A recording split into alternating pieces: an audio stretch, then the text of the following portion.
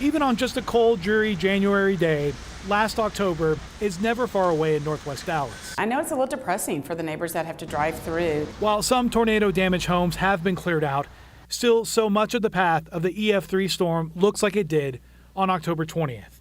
A big turning point for Dallas could be receiving a federal disaster declaration. On Wednesday, Dallas Mayor Eric Johnson in Washington, D.C.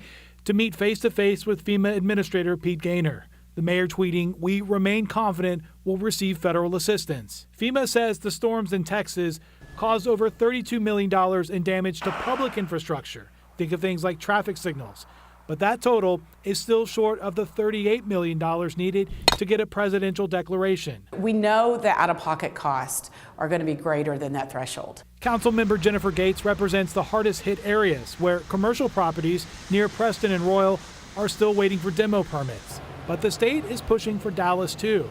Governor Greg Abbott earlier this month asked the president for a declaration. I think a lot of the city doesn't see it, and it's out of sight, out of mind. And receiving federal acknowledgement and the assistance it will bring for a $2 billion disaster is what many areas of Dallas are hoping to see. In Dallas, I'm David Goins.